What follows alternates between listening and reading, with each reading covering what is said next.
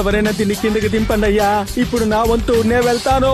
ఇతను పెళ్లికి ఒప్పుకోలేదట, అందుకే ఈ యువతి ఇతన్ని ఇలా తీసుకువెళ్తోంది. పొటెన్షియల్ ఎనర్జీ కైనెటిక్ ఎనర్జీలోకి మారిందంటే ఎవరైనా సరే ఒప్పుకోక తప్పదు. అలాగే ఇతని మెంటల్ స్టెబిలిటీ కూడా కొంత తగ్గుతున్నట్టుగా ఉంది. ఒక్కసారి కళ్ళు తెరవండి, మిమ్మల్ని చందమామ దగ్గర తీసుకెళ్లట్లేదు.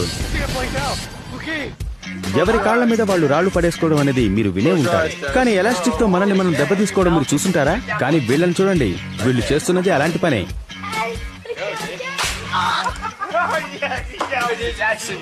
పర్వాలేదే, ఈ టాటూ కూడా చాలా బాగుంది. కొట్టండి కొట్టండి, బాగా కొట్టండి, నాకు అసలు ఏ భయమూ లేదు.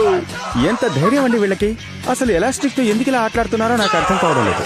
వీళ్ళకి అసలు నొప్పెట్టదా?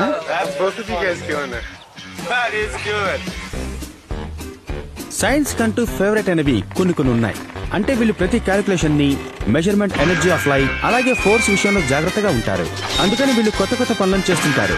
పొటెన్షియల్ ఎనర్జీకి కైనెటిక్ ఎనర్జీకి చిన్న సంబంధం ఉంది. మీరు గనక దాన్ని సరిగ్గా వాడితే ఇంపాసిబుల్ కూడా పాసిబుల్ చేయొచ్చు.